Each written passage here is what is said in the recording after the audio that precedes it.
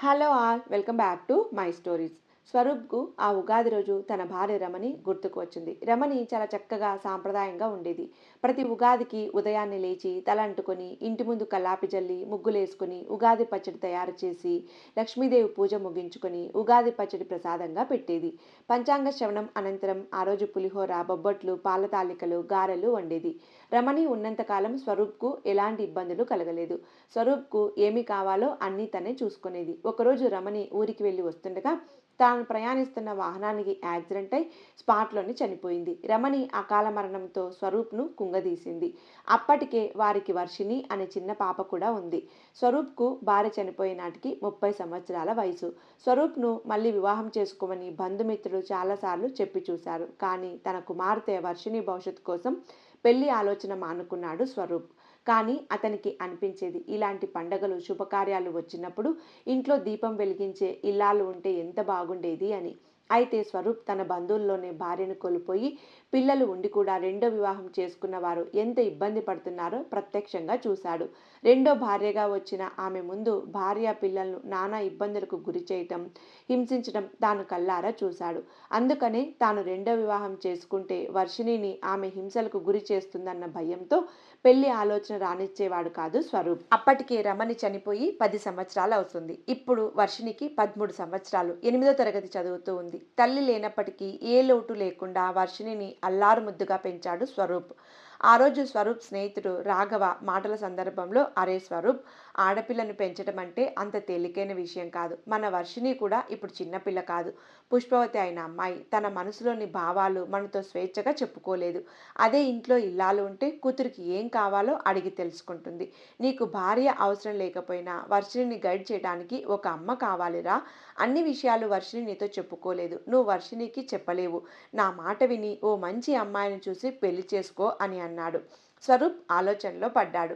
సరే, ఆలోచించి చెబుతా అన్నాడు స్వరూప్. ఆ రోజు అవసరమై పక్క బజార్లోని సుబ్బారావు ఇంటికి వెళ్ళాడు. సుబ్బారావు కూడా తనలాగే భార్య చనిపోయింది.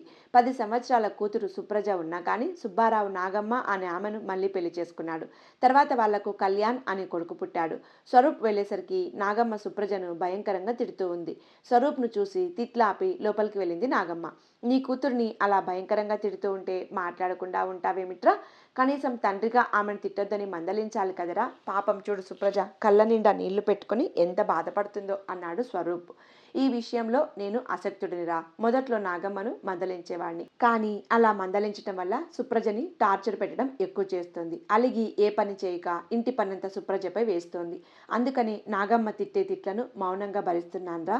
నేను మళ్ళీ పెళ్లి చేసుకుని ఎంత పెద్ద తప్పు చేశానో ఇప్పుడు అర్థమవుతోంది నాకు, తల పట్టుకొని రోధిస్తూ అన్నాడు సుబ్బారావు. స్వరూప్ సుబ్బారావును భుజం తట్టి ఓదార్చి, సరే నేను మళ్ళీ వస్తాన్రా అంటూ వెనుదిరిగాడు స్వరూప్. స్వరూప్ ఒక బలమైన నిర్ణయానికి వచ్చాడు. ఇంకెప్పుడు పెళ్లి ఆలోచన చేయకూడదు అని. ఇంటికొచ్చిన స్వరూప్ తన కుమార్తె వర్షిణిని పిలిచాడు.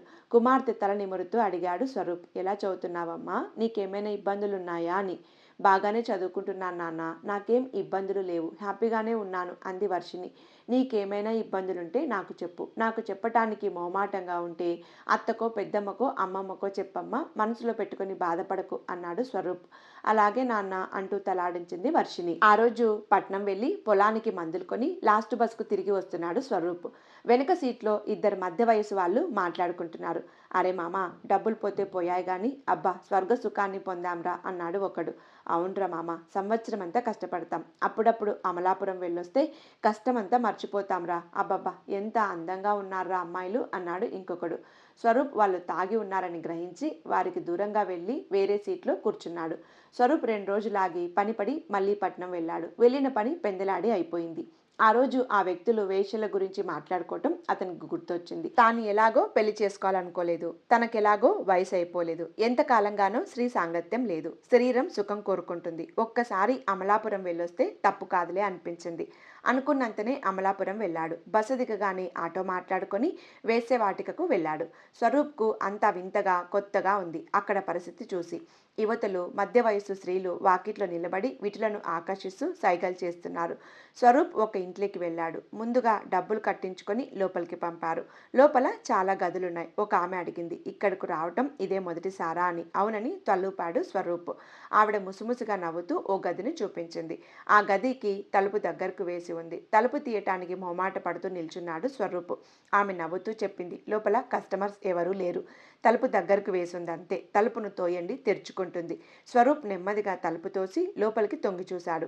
లోపల తెల్ల చీర కట్టుకున్న పసిమ ఛాయ నడి వయస్సు స్త్రీ ఒక ఆమె కొంగు కప్పుకొని ఎదురు చూస్తూ ఉంది. తనను చూడగానే సిగ్గుతో తల వంచుకుంది. స్వరూప్కు గుండెల్లో దడగా ఉంది. చిన్నగా ఆమెను సమీపించి ముఖంపై ఉన్న ముసుగు తొలగించి ముఖం చూశాడు. ఆమెది చాలా అద్భుత సౌందర్యం. స్వరూప్ ఆమె పేరు అడిగాడు. నా పేరు వసంత అంటూ సిగ్గుపడుతూ చెప్పింది. స్వరూప్ ఇంకా ఏదో మాట్లాడాలని ప్రయత్నిస్తున్నాడు. అవేమీ పట్టించుకోకుండా తన పైట కొంగుకి ఇంటికి జార్చి కౌగిల్లేకి రమ్మంటూ చేతులు చాపి ముందుకు సైగ చేస్తూ అంది. మీరు త్వరగా మీ పని పూర్తి చేసుకుంటే నేను సరుకులు తీసుకుని ఇంటికి వెళ్ళి మా పాపకు భోజనం వండి పెట్టాలి అంది. ఆ మాటతో మనసు చెలించిన స్వరూప్కు కళ్ళు చెమరించాయి.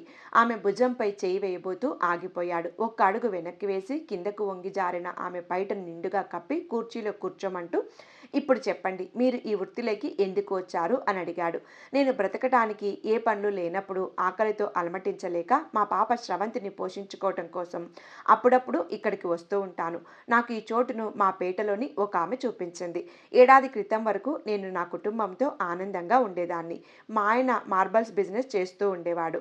బిజినెస్ పార్ట్నర్స్ ఆయనని మోసం చేశారు. అప్పుల పాలైన ఆయన ఒకరోజు రాత్రి ఆత్మహత్య చేసుకున్నాడు. అప్పుడు అప్పుల వాళ్ళు చుట్టుముట్టారు. ఏం చెయ్యాలో తెలియని పరిస్థితి. ఆస్తి, నగలు, ఇల్లు అమ్మినా అప్పు తీరలేదు. నేను ఫ్యాక్టరీలో పనులకు వెళ్తూ కొంత అప్పు తీర్చా. ఎక్కడికి వెళ్ళినా నాతో పడక సుఖాన్ని కావాలని నన్ను టార్చర్ పెడుతూ ఉండేవాళ్ళు. అటువంటి పరిస్థితుల్లో నేను ఉద్యోగాలు మానేస్తూ వచ్చా. ఆ తర్వాత వ్యవసాయ పనులకు వెళ్తూ నా కూతుర్ని కాన్వెంట్లో చేర్చి చదివించుకుంటున్నా. అయితే ఆ వ్యవసాయ పనులు కూడా కరువయ్యాయి. 4 రోజులు పస్తున్నా. తర్వాత ఒకరోజు మా వీధిలోని ఒక ఆమె నన్ను ఇక్కడికి తీసుకొని వచ్చింది. ఈ వృత్తి అంటే నాకు ఇష్టం లేకపోయినా తప్పనిసరి వచ్చాను అంది వసంత ఏడుస్తూ. సరే, మీ ఇంటికి పోదాం పద అన్నాడు స్వరూప్. ఆమె మౌనంగా చీర సవరించుకొని బయలుదేరింది.